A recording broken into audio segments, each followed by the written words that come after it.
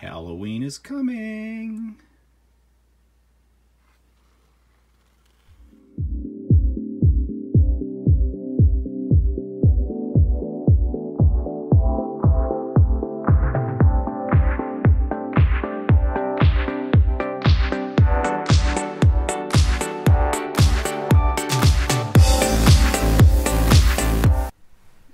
Good morning, everybody. It's Stephen here for Bland Designs, and this is my weekly vlog for Monday, October the 15th, and it's vlog number 88. We're approaching 100. Getting up there, a few more weeks. Okay, so what have I been doing? All right, last week I showed you the placemats that I was making as a Christmas present, and I decided to make a different set because my table runner, they didn't really match the table runner. So these were the ones I think I showed you last week. And I've quilted these. Now, I actually quilted them using a embroidery pattern that's meant for quilting on my new sewing machine. And you can't probably really see it that well here, but in the center it's a Christmas tree in a block. You can see it on the back a little bit better.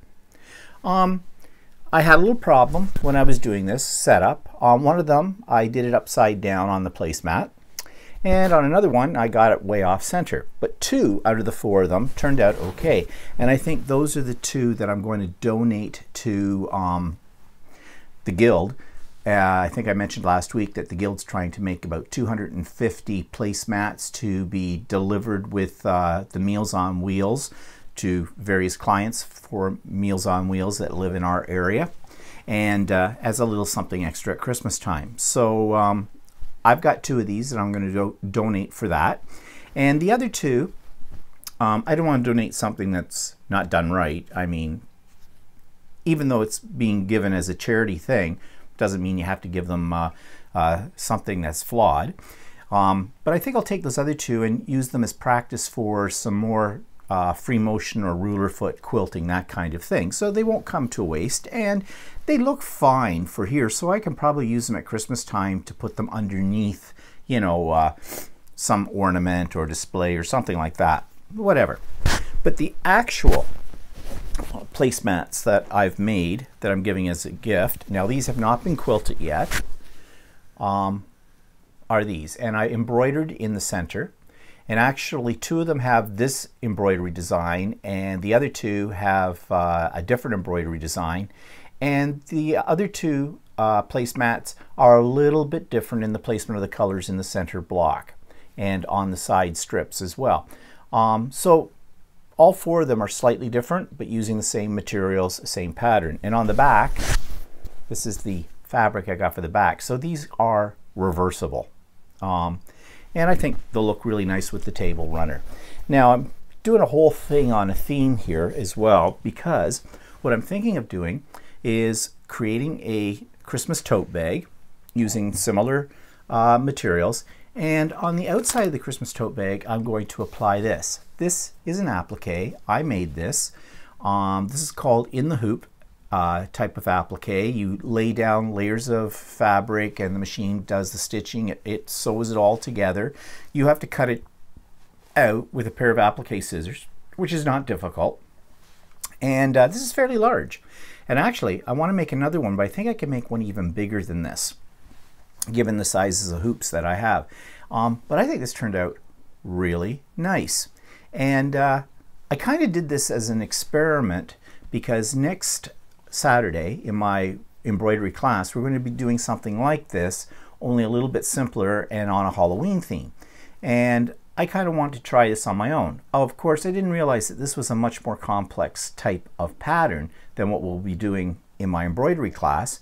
But nevertheless, that's going to make the one in the embroidery class probably a piece of cake to do, because I was able to do this. This one's actually made in 3 pieces, and the machine, the head, the body, and the bag are all different pieces, and you line them up on the hoop, and the machine goes in and sews the pieces together.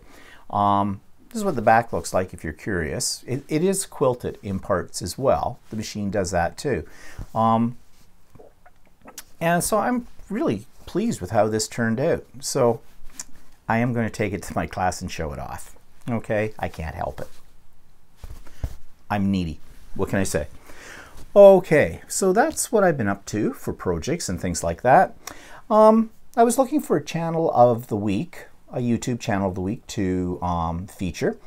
I have featured quite a few channels of the week, and I did mention, I believe in last week's vlog, that if you have a favorite or an interesting channel on YouTube that you think others should know about, please feel free to send me the link and I will take a look at that channel and I'll put it up and review it. And I only give positive reviews, okay? I will not show a channel that I don't like, okay? I don't do that kind of thing. Although that could be really interesting, you know, if you think about it. Taking up someone's channel and cutting it up, that would be cathartic. But that wouldn't be nice. And I wouldn't want somebody doing that to me, so I'm not going to do it to anybody else. So if I feature a YouTube channel on here, you know that it's one that I think is worth the time and effort to look up and to watch the videos. And this is one of those. This one, I haven't been following her on a regular basis, mainly because it's a fairly specialized channel, Ann Osborne, but she does a lot of things with paint pouring, and I did watch her quite a bit when I was into acrylic paint pouring as well. I keep saying I got to try that again, but I haven't got around to it. So anyways, take a look. This week's YouTube channel is by a lady called Ann Osborne, and that's the name of her channel as well.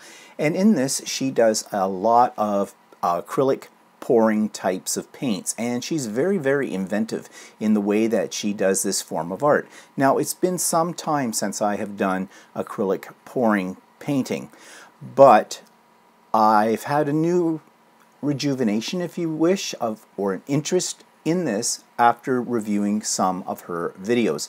Her stuff comes out like, it's not like paint pouring, it's more like brush painting, yet it's all been done through pouring. So if you're really interested in looking at some nice abstract art that almost anybody could do check out Ann Osborne. Also, I'm almost out of YouTube channels of the week to review. So if you have a channel that you would like me to take a look at and to possibly review and put up here on my weekly vlog, let me know. Send me an email or put it in the comments below this video and I'll check it out and possibly put it up. Thanks. Okay, so you can find that YouTube channel listed below in the notes below, and you'll also find, of course, Stephen and Walter Live, and you will find the book of the week as well. So those are the three principal links I have in the show notes below. So that takes us to what's pissing me off this week. Doctors who waste your money. Okay, now you know that I think I mentioned last week that the doctor strongly recommended that my mother get this special back brace to help her with her mobility. So I said to the doctor was talking about this would go on my mother when she was up and walking, and my mother doesn't walk. She can't walk. She might be able to get up and move her feet, but she has to be assisted, and she needs 2 nurses to assist her and a walker to do that, and she's not going to be traveling much faster than a snail's pace. But I said to the doctor, well, if you think this will be of help, then let's go ahead and make the arrangements to get it. And we did. The problem is, this little item is not covered by my mother's government health insurance. It's $650. So my mother can sort of afford it. I look after finances, as I've mentioned before, and yes, she can afford it. And if it's going to be of help, then I think it's worth the investment. Well, she got fitted for it. She's had it for a couple of days. She hates it. Well, first of all, I knew she was going to hate it. I mean, wouldn't anybody hate having to wear a brace? She doesn't have to wear it all the time. Apparently, she doesn't have to wear it when she's in bed. But I'm not sure whether or not she needs to wear it when she's sitting in her wheelchair. I think the only time she needs to wear it is when she's standing up and attempting to walk. So I asked my mother, how does it feel? Well, she said the first day it's very awkward, and somehow it's tied up here and tied in the waist, something like that. It's on the front of you, and it was rubbing against her chin, one part of it. So she asked one of the nurses if they could get her a washcloth or something just put under that. Well, apparently a washcloth wouldn't fit there, so they got some serviettes. Well, that's not right. That means this thing needs an adjustment, which I'm sure the doctor will check this. There's an occupational therapist that looks after this as well at the hospital that checks in on my mother all the time. I'm sure they'll take a look at that. I told my mother, tell them, you know, why it's uncomfortable, and they'll adjust it and do something with it. But the problem I have with this device right now is that I think it's only effective when you are walking, not sitting, not lying down. My mother can't put it on herself. She has to have assistance doing that. She has to be laying down on the bed, apparently, and that's what she told me, and the nurse puts it on her. So I said to my mother, so are the nurses getting you up and taking you for a little walk?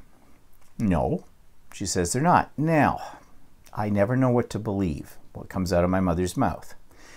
But if they're not getting her up to walk, if she's sitting in her wheelchair and she's got this thing on, from what I know right now, that is of no benefit to her. Therefore, we spent $650 on a device that's useless. So that's what I'm a little pissed off about. I know that doctors do their best. It's their best diagnosis. This is what the doctor thought would help her. But the doctor also knows she doesn't walk. I have told the doctor that it doesn't matter what you do, she is not going to walk. Again, as you've heard me say, like a broken record over and over again, it's like talking to a brick wall to these healthcare professionals. They know everything, you know nothing. They're right. I don't know a lot about the medical world and the insides and outs, but I know what my mother will do and what my mother won't do. I know this because of my years of experience with my mother, from my own observations, from my discussions with my mother. You know, in other words, I've collected the data. I am a sane person. I'm an intelligent person. Why aren't you listening to what I have to say? Now, I will say one thing about this doctor that I'm dealing with right now. She is very good. She's very thorough. She's very nice. She explains everything along the way. So really, I don't have any specific complaints about her. She's just doing her job. But it's become now costly.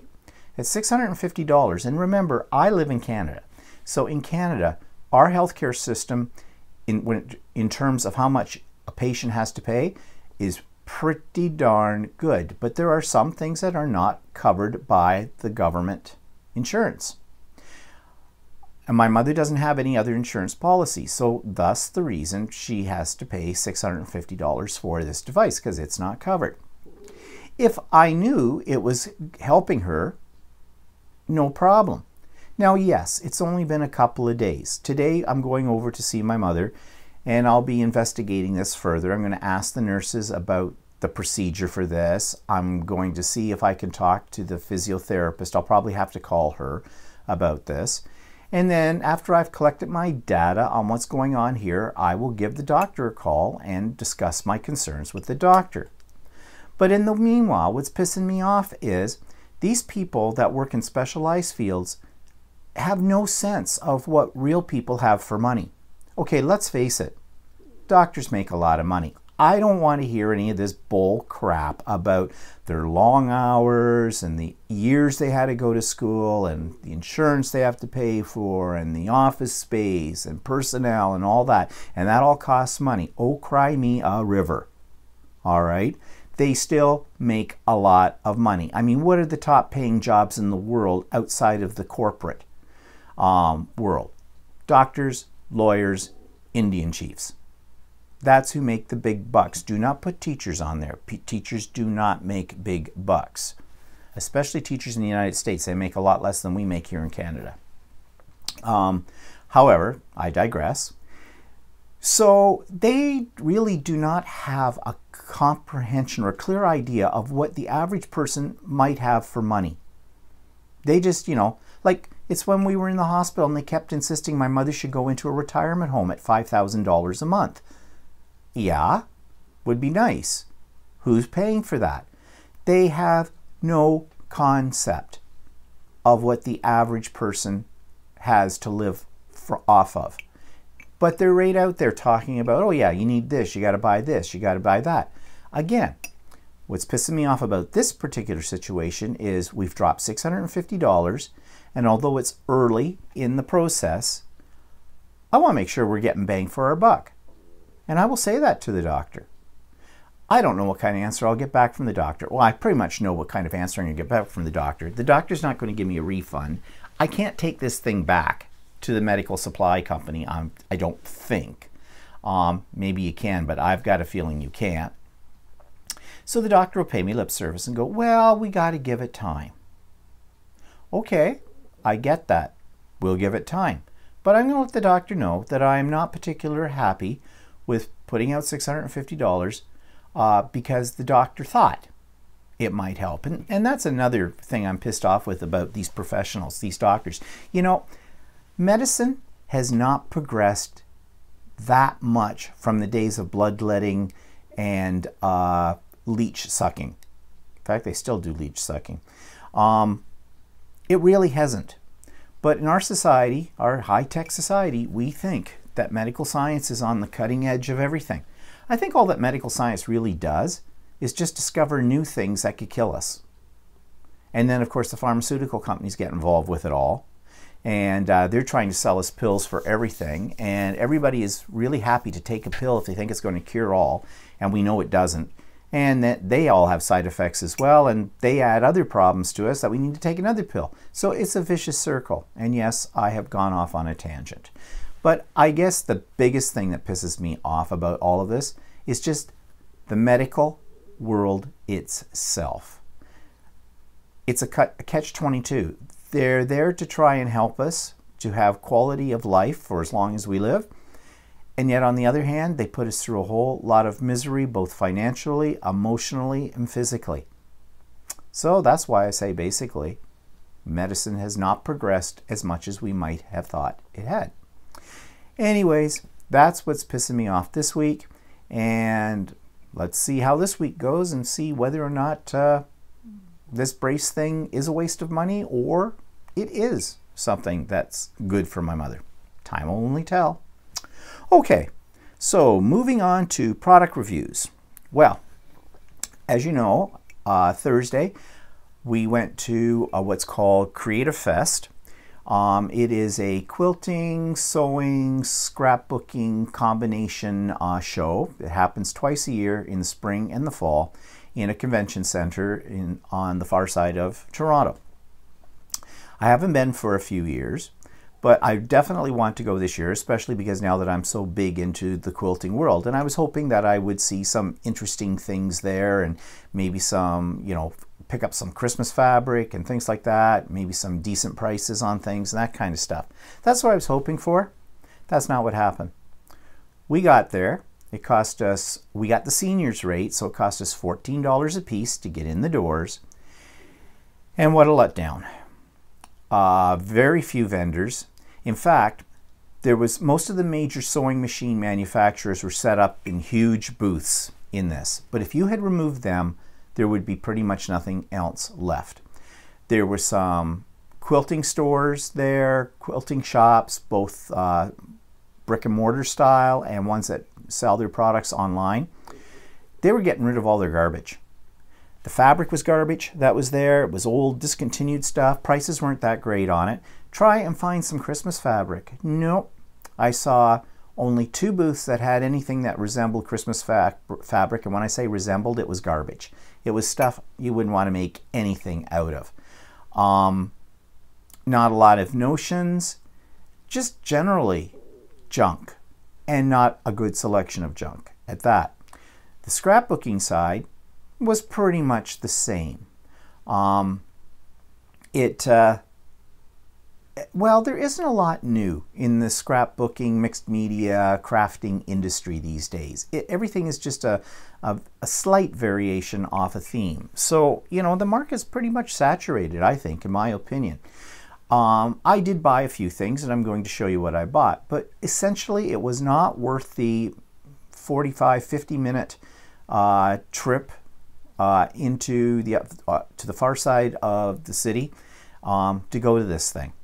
And in fact, ironically, the lady who owns the store I buy all my quilting supplies at and take classes, she was there. She's a authorized Janome dealer, and she was there at the Janome area talking about the sewing machines and things like that. And well, we ended back up at her store on the way home because I still needed some Christmas fabric. So could have saved the trip to Toronto and just gone to the store and got what I wanted. So anyways, I did buy a few things, as I said, so I'm going to show you what I bought. I did buy this. This is a kit. This has all the fabric in it to make the quilt that is, oops, glare, sorry. Not good on this. Okay, yeah, it's a little better. This is the quilt that this kit will make, and it's all made up of little tiny strips. Might take a while, but they're already pre-cut, which is a good thing. And I kind of liked the material in this. It's kind of vintage looking. I think somebody told me it's sort of a 1930s style, and that's fine. And then I went to one booth, and it's called Quilts of Valor, Canada Society. Now the Quilts of Valor, they have them in the States as well, and basically they are a series of blocks, and you buy the blocks and put them together, and the blocks cost about $5 a piece, and they have the pattern in them. You're basically supporting the armed forces when you buy these blocks, and I think people also put these quilts together, and I don't know, there's probably information in this package, but I haven't looked at it yet, where you can send the quilt top or the finished quilt off, and they donate it, I think, to a veteran. But anyways, I like the blocks. They're very Canadian in theme, kind of a thing. So I think there were 9 different blocks, 10 different blocks. I bought them all. So I went to pay for this, okay? Now, in this day and age of electronic transfers, electronic banking, all that kind of stuff, you would expect that they would have a little machine for a credit card or for a debit transaction. Nope, it's cash only. Luckily, I had enough cash on me, because I don't usually carry a lot of cash on me, because here in Canada anyways, you pretty much can do everything electronically when you pay for things. I think we're the second largest country in the world that, or I don't know where we are on the scale, about the second one down that uses electronic types of money transfer the most in the world, something like that. So it was kind of funny that they only accepted cash. But anyways, I gave them the cash, and this will be kind of fun to do. And very manageable. You know, you do a block every so often, and eventually you get a quilt out of it. So that'll be kind of fun. Bought that, and that's pretty much all I bought when it came to quilting. However, and you know, I went prepared to spend money, major money. Money was burning a hole in my pocket. Couldn't get rid of it. Nope. Nothing there that I wanted to basically waste money on, because it would have been a waste with some of the things that were there. I saw another couple of quilt patterns I kind of liked, but and kits, but I thought, I've got some kits at home already that have been sitting there for 6 months that I have not gotten to yet. You know, you buy these things, you got to get them done. So, and there's always patterns out there, so I thought better hold back on that until we get some of these other ones done. I did look at the scrapbooking stuff, and again, ironically, the scrapbooking store Class Act that I always go to, that's here in my area, I bought from them because Carol, the owner, had just gotten in some new products, and because of the way things are going with tariffs and the American dollar and all that kind of stuff, Carol's been investigating other possibilities, which is what probably a lot of Canadian businesses are doing these days. You know, getting away from necessarily doing all their trade with the Americans and moving out into the rest of the world, because you want to know something? There is a world outside of the United States, believe it or not, but shh, don't say that too loudly. The Americans think they're the only ones on the planet. Sorry if you find that insulting. But after all, your president turns around and insults our country on a regular basis and our prime minister. But let's not get political, okay? Let's have a little coffee. Okay, so anyways, Carol is dealing with some company in India called iCraft, and she got some really neat stuff from them. So she's got a new line of stencils in, and I bought 3 of them. Haven't used them yet, still in the package. They are kind of the size of the Tim Holtz stencils, but a lot cheaper. She's selling these at $5.99 a piece, whereas the Tim Holtz ones I think are sold at about $8.99 a piece in her store. And those prices vary depending where you go. But very unusual and very pretty looking. You can see sort of the Indian influence in these. So I think these are really nice. Another thing she had that this company creates are memory books. Now, you have seen something like this before, if you follow craft channels, made by a company in the States called Heartfelt. Heartfelt came out with a whole line of these books, albums, that are blank, that you assemble and then you decorate yourself. And I've made a couple of those in the past, but their kits are pretty expensive. This is a lot more reasonable in price and pretty much the same quality. And on the back here, you can see the different inserts that come with this. And there's a shot here of what the final album might look like. Now, these albums come in different sizes as well. There was another size that's a little smaller in this that I was more interested in, but Carol had sold out, and so I got this one. There was one little problem with this, but the problem really doesn't affect the end product. There were some pieces that looked like there were more of them than it's listed on the back, and some with less. And apparently they had redesigned what was going in the package, but they didn't redesign the back of the package. So Carol was actually going to contact them to let them know about that. Because, I mean, after all, she's going to have to explain to customers when they get home and they pull it out and they find it doesn't actually match up to exactly what's in the package. For me, this is not a problem at all. But it might be a problem for some people, especially people who've never done one of these before. But nevertheless, really interesting. And there were other products she had there from this particular company too, which are kind of unique. Nobody else at the show was selling these products from this company, so she sort of had the exclusive to that, which gives her a bit of a cutting edge, which is great for her business. So that's all that I bought. Now, I don't buy a lot of scrapbooking stuff anymore, as you know. But when I saw these, I thought, yeah, I'll give them a try, because they'll be great for mixed media, I think. Okay, so that's all I bought at the Creative Fest. As I said, it was a bit of a letdown. Now, I did get another new product. I had ordered this months ago, and with anything that comes out by We Are Memory Keepers, they put a YouTube video up about it, get you all excited about it, and then you can't get it for months and months and months and months on end. So this was similar. Now, I love their little gizmos, and I did a whole what's in my drawers about the envelope makers, the banner makers, the letter cutters, all those different punch boards that they have. Well, they came out with this item, and this is called a journal guide. And it's basically a ruler you use in your journal making, and it says you can make charts, create banners, make checklists, round corners, draw angles, create pockets. I'm really not sure how all of that works. I know this center dial thingy here spins around, so I guess that's how you make circles and whatnot. And there's a ruler on it, and I think there's, I haven't taken it out of the package yet, and I'm not going to, well, maybe I will. Can I? Nah, it's all glued down in here. It's taken me a while to take it out. But I think it helps you to make like bulleted points and things like that. Now, is this useless? Yeah. So you're going to say, well, you're a tool. why the heck did you buy something that's useless?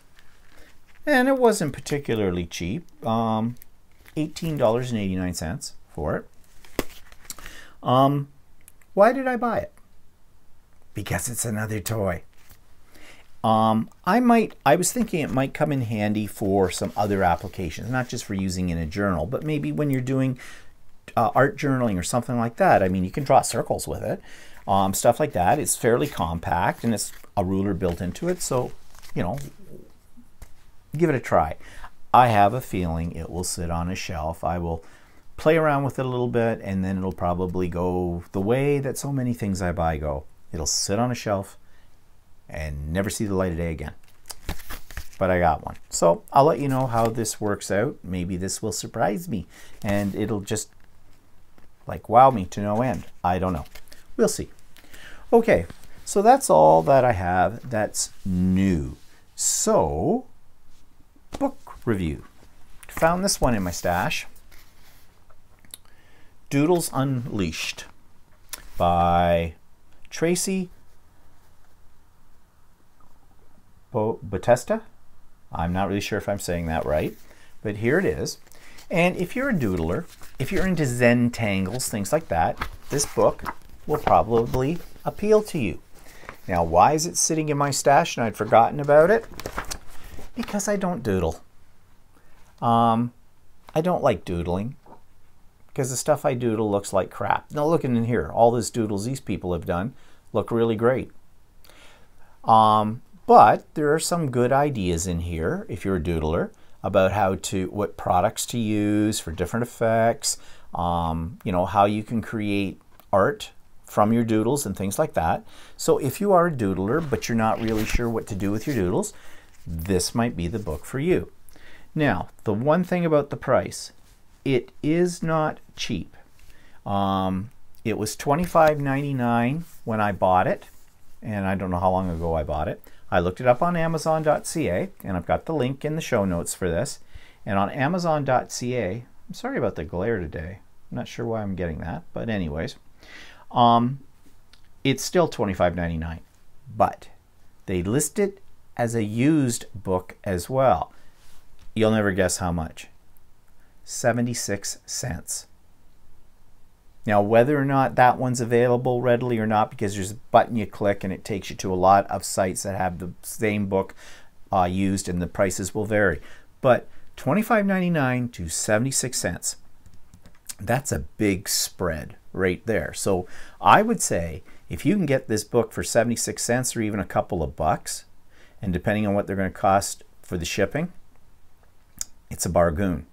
And even if you aren't like me, if you're not seriously into doodling, but you've played around a little bit with Zentangle or something, if you can get this book for like a buck, then I would go for it because it's a buck.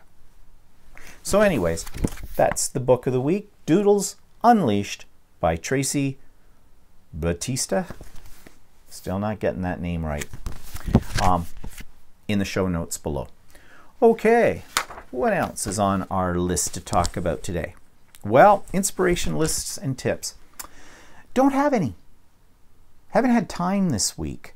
And I'll explain why in a few minutes. And if you saw Stephen and Walter live yesterday, you already know what was up this past week. But haven't really had any great inspiration in mixed media. Okay? Now, I am working, though. We're working on our Halloween costumes. We will do the big reveal when we get closer to Halloween. But let's just say these costumes are kind of wild, and we've decided we want to go with a set of glasses we're going to wear. Instead of doing eye makeup, that gives you a hint as to what these costumes might be like. We're going to do sort of Dame Edna, if you know who she is. I know the Aussies that watch this, they'll know exactly who I mean. Dame Edna glasses, and essentially they're glasses that have really wild things that come out from the sides of them. Well, I found an embroidery pattern, a machine embroidery pattern for making bat wings that are actually designed to go on your shoes, out through the laces. And I thought, I think I can probably adapt those so they could come out of a pair of fake plastic glasses. out of that and look really cool. So that's what I'm working on right now, and I've done one wing already. Actually, I did it twice. The first time I did it, I tried it using one method, and that didn't really work. The second method did. So that's what I'm going to work on later this week, getting those together. And I got to find some plastic glasses. Probably can find some at the dollar store or something like that, that I can glue these things on. But there's a whole lot of things in the embroidery world, the machine embroidery world, that can be very much adapted to mixed media. Now, I haven't really done it yet, but I'm thinking about it. Because, I mean, now not everybody has an embroidery machine, obviously, so this is for the select, for those of us that have these kind of machines. But you can buy embroidered patches and things like that. And oftentimes you can find them in dollar stores. And I think, well, at least I did, I just used to go right by them when I was into scrapbooking and things like that, because I wasn't thinking outside of the box. I'm thinking, okay, well, those are something people sew on clothes. Well, no, you could put those in as a mixed media piece, part of a collage, could go on a card. They have texture, they have color. So yeah, why not use some of those? I mean, they're not meant for those kind of purposes, but so what? Think outside of the box. So I guess that's about all I've got for inspiration this week. I have a lot of these ideas go through my head. Whether I ever act upon them or not is another thing, but I share them here with you. Okay, so what's in my drawers this week, however? Well, I decided to explore my wonderful world of paint pens. So here it is. So what's in my drawers this week? Paint pens. Now, I've had paint pens, different types of them, and I've had various success with some. Some are just complete duds and I've thrown out. These are what I have left in my drawers. Actually, there's a few more than this. I just pulled these out, samples. And I have 4 different brands here. I have Graphic, I guess it's called. They're called a line painter. I have ones by Liquitex. Liquitex makes all kinds of ink and paint products, as you know. Something called Deco Color, which basically can be picked up at most hardware stores or things like that, and they come in a variety of colors. And Posco pens, which I believe are Japanese, and I ordered these from Amazon a couple of years ago, and we'll talk about those in a minute as well. So first of all, I want you to know that these pens have been sitting around in my cupboard for several years, and I just tested them off camera and they all work. None have dried up yet, so that's a good thing. Expense wise, none of these are particularly cheap. I'm not sure, most of these you can buy as separate pens. The Posco pens I bought in a set, and they cost about $20-some for a set of, I think, 12 of these. Most of these will come in a variety of nib sizes as well. Because I'm doing art journaling, I went pretty much with a fine tip in these two. These ones are a little wider tip, I think. So what I'm going to do is just going to show you what they look like when you put them on a piece of cardstock, and then we're going to give them the ultimate test, because the reason I have these pens is because I want to be able to use them in my art journal. But my art journal probably already has a variety of mediums on the page. For example, acrylic paint. Acrylic paint is one of the more difficult types of surfaces when it's dry to write on top of, especially if you're going to do any journaling. So we'll test each of these out on that as well. Now, to start with, we'll just do some color swatches here and look at the quality of the paint. This is the Graphic pen. This is a red. Has a very fine tip, as you can see. And actually, my camera looks a little blurry. Give me just a second here to see if I can change the blurriness. Doesn't look like I can. That's very weird. I think it's okay. Okay, so here we go. So these are the graphic. And you can see it's a very fine tip. And the color flows out of it fairly readily, which is good. And the colors are very opaque as well. So, kind of a nice marker. I can't remember how much these cost. I don't think they're particularly cheap, but they're not particularly expensive. I want to say that they probably cost me $3 or $4 a paint pen. Now, I may have got them in a set as well. Okay, so that was the graphic. Now the Liquitex. Now these have a wider tip, but I believe you can get them in a finer tip as well. So here you can see they go on very smooth. Not quite as opaque as the graphics. So you're not, and also because it's a wider tip, you're not going to be able to do as fine writing. But they go on very nicely. These are the Deco Color. Now I have had some of these dry up on me in the past, especially the gold colored one. Not bad, but these are very fumey.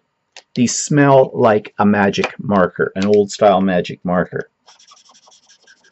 As far as color blending goes, I don't think you want to try that. These have a little wider tip, but it's a rounded tip as opposed to a chisel tip.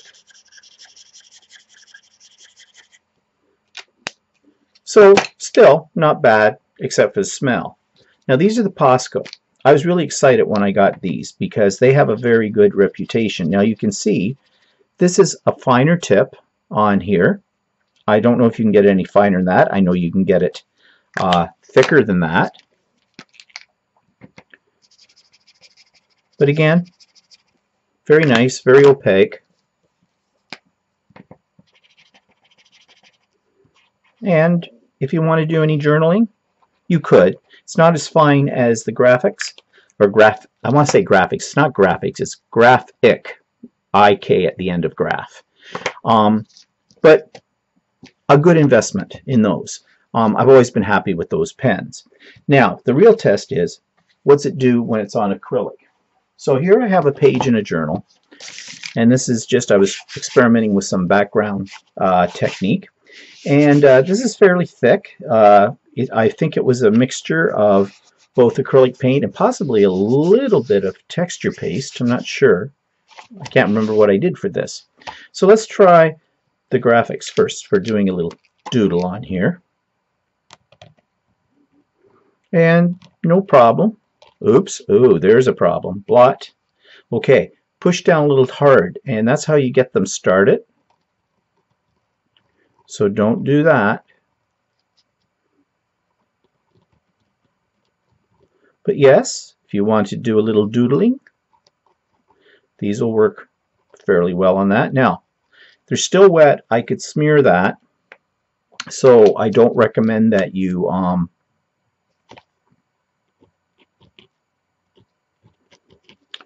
put your hand in it, and don't close up your journal until they're thoroughly dry. You can probably dry them with no problem with a heat tool. But they write on the acrylic very well. So let's move on to the Liquitex paint markers. Remember, these have a wider tip. And again, work very well on the acrylic paint, and fairly opaque as well. Let's try another color.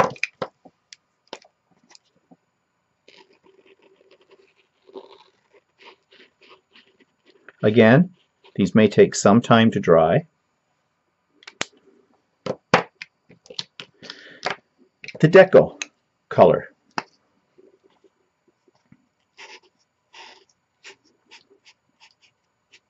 Also, no problem on acrylic paint.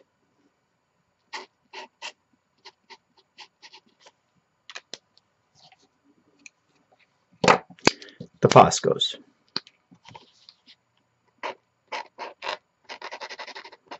And the Poscos write very well too.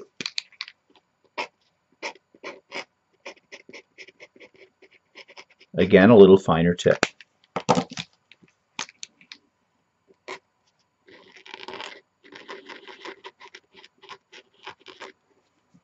But no problem. Now, the real test is finding a white pen that you can journal with on an acrylic background. And there are many white pens out there in various types, like gel pens, marker style, alcohol marker style, and this is a paint pen. And this was one reason why I bought the Posco, because supposedly, because of this tip, you could write or journal very easily on acrylic. So let's see.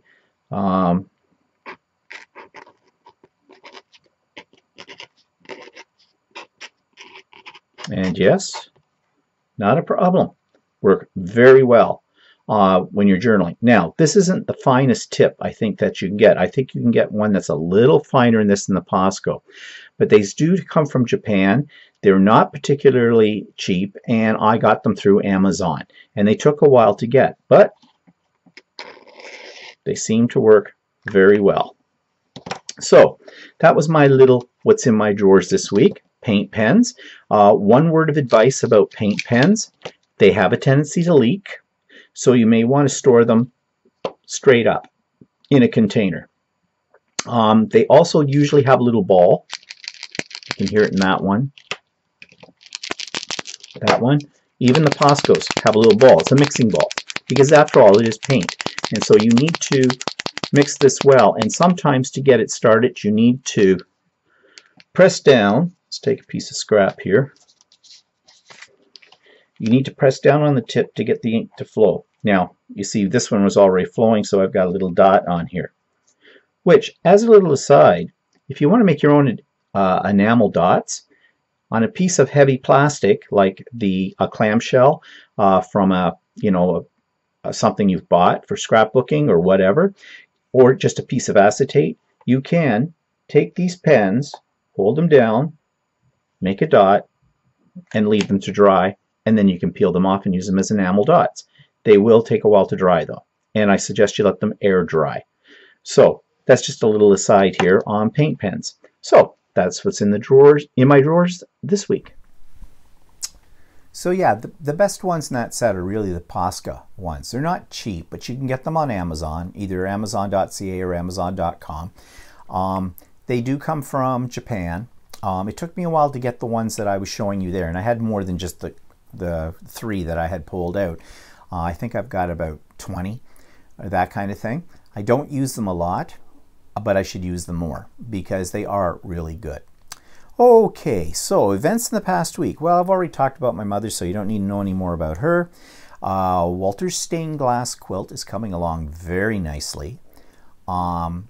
He's got the patience of a saint because it's a lot of little pieces that you have to line up properly on the fabric and you have to sew around, and I don't know if I would have the patience for that or not, same as him, because you had to cut everything out using scissors and the whole bit. But I think it's going to look really nice when he gets it done.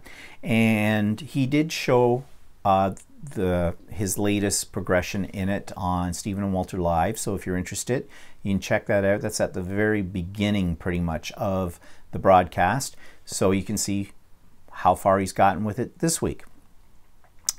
Oh yes, the Creative Fest, I've already talked about that. Now, I mentioned a few minutes ago that had a very busy week. Well, that's because we volunteered at our art gallery to work at their symposium. They had a 2-day symposium about technology in the arts. And so basically we were the only volunteers there, and we did everything. We moved furniture, we served people lunch, we cleaned up dishes from the lunch. We gave a lot of help to one of the ladies there who is in charge of looking after the food, the catering kind of a thing, bar service and all of that. And she was on her own. And so we weren't told that we were supposed to help her. but we offered to, and she was very appreciative of it. And yeah, it was a big job. I kind of like doing it. Kept us going because we were there for 10 hours on Friday, another 8 hours on Saturday. Those are 2 days of my life I'll never get back. And we did get an opportunity to hear some of the speakers. Boring. Oh, I've never heard a group of speakers that were so lousy at speaking to a public forum. I've never heard a group of speakers that couldn't be any more boring, and it's not because I didn't necessarily understand what they're talking about. I didn't understand what they were talking about at certain stages of it. I have a feeling I wasn't alone though. And just self-promoting individuals. I've done this, I've done that. You know, like, let's check your egos at the door. Guess not.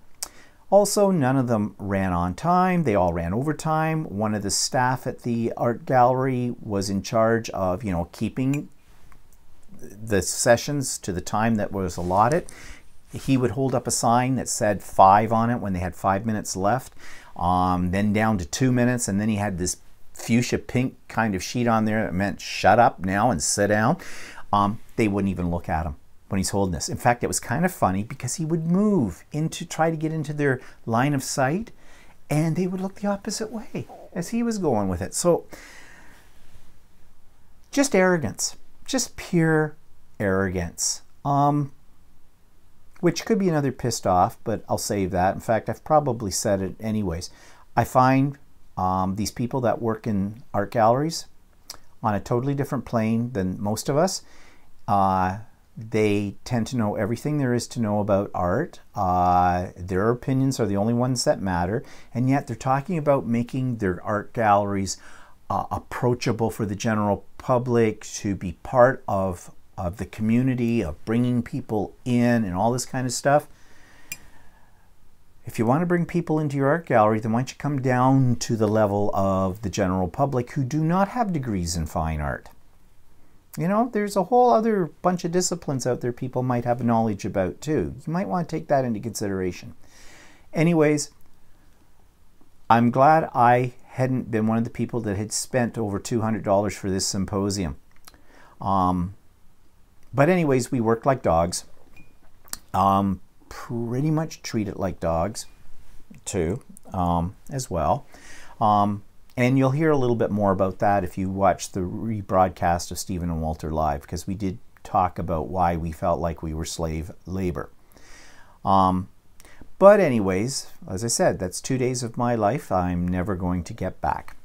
So, and it was tiring too. We were really tired out by that. I mean, we are over 60 and we're moving furniture. Okay. I mean, we volunteered. We didn't know what we were volunteering for. Because nobody seemed to have a clear idea as to what we were supposed to do. In fact, we didn't find out what time we were supposed to show up until the day before. And that was after I had to send an email to them and say, aha, you know, you've got the symposium, we're the volunteers. What are we supposed to be doing? What would you like us to do? When do you want us to show up? That kind of thing. That's the other thing. They're not that organized, at least in my opinion. Now, you do know that I tend to be uber organized. So yeah, maybe they are organized in what regular people do. I don't know. But for me, that wasn't good enough. Anyways, moving on. I did an art journal class yesterday, and that's why Stephen and Walter Live did not come on until 5 o'clock instead of 4 o'clock Eastern Standard Time, PM. And it was a sort of a playtime one. The people these are pretty much regular group that I have once a month. And we got talking about our direction for this coming year as we go through the different months.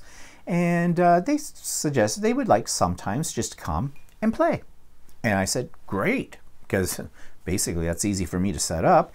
I don't have to do much planning for that. So, okay, so this was a playtime. We had a theme, Halloween or Thanksgiving. Now, we were past Thanksgiving, Canadian Thanksgiving.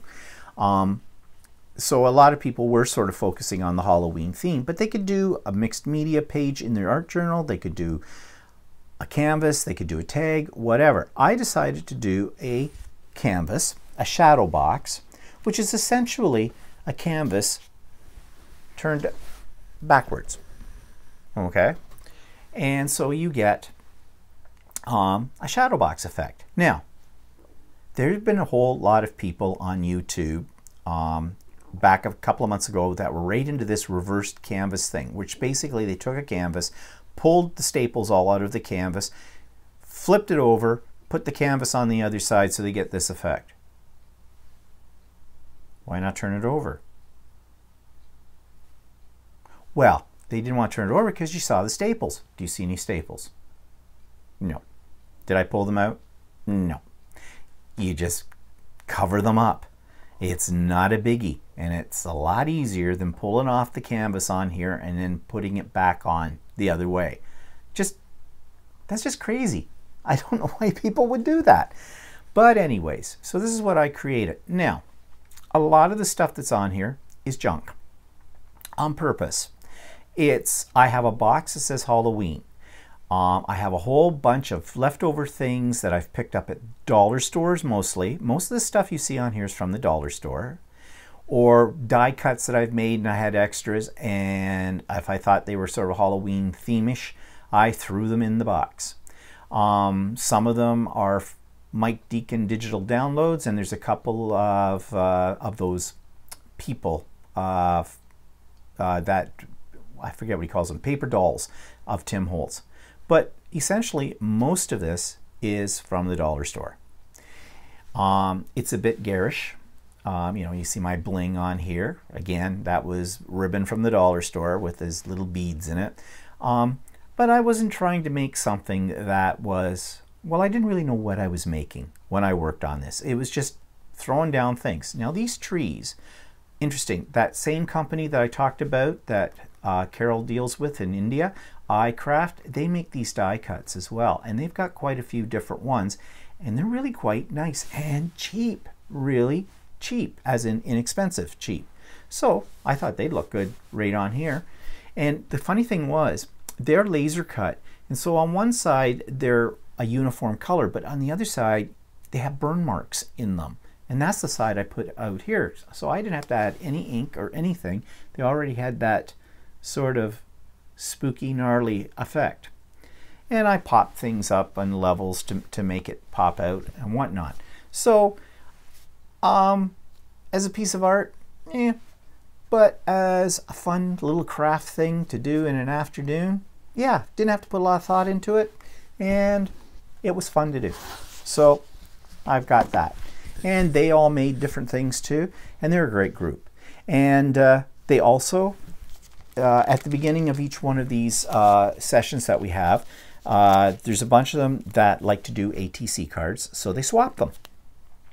I don't get into ATC cards for this kind of thing, but they always give me, some of them give me one anyways, which is nice. I have a wall of ATC cards that these ladies have made, and they're really cool. So here's 3. Again, I'm getting the glare today. And the theme was Halloween. I think I got that one upside down. I do. But you know, they are cool. They are little miniature works of art, I really think. Just gave me an idea here. I don't have the room for it, but you know, these would look really cool if you get some of those really tiny little easels that usually you can find them at the dollar store. They usually come with a little tiny canvas, a 2x2 or 2.5x3 or whatever kilo canvas on them, and set these up, on display, like a little miniature art gallery. Wouldn't that be cool? That just gave me kind of an idea for something like a little different. Like oftentimes, I throw dinner parties and we do art attack. I make people do art, and it's part of the evening. Wouldn't it be cool to set up a miniature art gallery? All these little tiny things, you can mount them on the wall, you can put them on easels, the whole bit. That would be kind of fun. Think about that for my next dinner party. But anyways, I really appreciate them. The people who did these, they're usually signed at the back. Carolyn did this one. Gina did this one. And Joanne did this one. So they're very nice, the ladies and the cards. All right, so having said that, I did shoot a very short little video that I'll insert here, just showing my ladies at my art journaling class. Okay, we're going to liven up this group now because I'm going to do a video of everybody at the art journal class, our monthly class. And today it's Halloween, Thanksgiving, or whatever. It's a free-for-all playtime, right? And let's see, what's Joanne? What have you made so far? Tag. Oh, a tag, very nice. Yes, And Joanne Halloween just gave us tag. a demonstration of how to do paint pouring using a salad spinner. You've got your samples here. Gina's got hers, and there's some more. They're gorgeous. And I'm just thinking, what kinds of things I can do with them. Yeah. And I think there's lots. ATCs, card backgrounds, mixed media, you name it. We can do all kinds of things. And we're working in the more conventional style. In your... No, I'm just looking at what you gave us. Okay. Oh, you're I'm picking using up last week's or last the last month. time. Oh yes, your jelly print And papers. I've got some stamps I'm going to use So too. we got that. And holy goodness, Charlie Brown, there is a great pumpkin. Isn't there just? Yes. Now Sally, she's being very artistic This is today. the napkin thing, Oh yes, the napkin thing. left over from last weekend. Oh, not used. I was going to say, is there anything more? Well, that Little would be texture another. on it. That would just be a little embellishment, or two. or two. Yeah. And whoa, you're using a fancy thing. Yes, I'm using this stamp positioner, fancy stamp positioner. Oh yeah. Right. Well, that's from Inkadikadu, isn't it? It is. Yes. It is. So I'm just trying to. Trying to make it work. Yep. So you're creating a border. That's I'm pretty creating cool. a border. Yeah. Yeah. So this is what we do at the art journaling class once a month at Class A. If you're interested and you live in our area, you might want to call in and see if you can get in on one of our classes. All are welcome. To a limit. To a limit.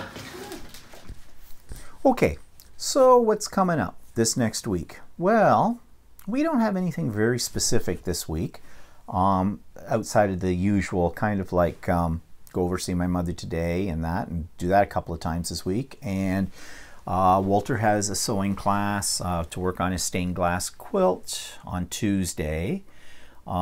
Tuesday I may take myself off fabric shopping. There's a couple of stores outside of our area that I like to check out every now and then. I might do that. Look for pieces for our Halloween costume, some things we need. And yeah, and what else? Not much. But next Sunday, we are doing on Stephen and Walter Live an art attack. This will be our second art attack session. I'm not sure what we're going to do yet as far as what piece of crafting art we're going to do, but we are going to do something. Now, Walter suggested we do something with alcohol inks. The reason he suggested that is because he has done alcohol inks before, a couple of times before. He kind of likes it, and what he creates usually is pretty good. So I figure there's an agenda going on here. We may do something with alcohol inks, but I also want to bring into that, if we do, the new alcohol lift, or what do they call it? Alcohol lift ink by Tim Holtz. I have it. I've tried it, but I haven't tried it very much. So I'm thinking that maybe we might do something with that as well. Whatever, it will be an art attack next Sunday at 4:00 p.m. Eastern Standard Time. And so we'll be in the craft room for that one, having some wine and having some giggles as we create whatever. Okay, so I hope you can join us then. So that's about all. That's it for this week. It's been a busy week for us. I hope your week wasn't quite as hectic, and I hope your week that's coming up is something you're looking forward to. So have a good one, and we'll see you next Monday, or we'll see you for Art Attack on Sunday. Bye-bye for now.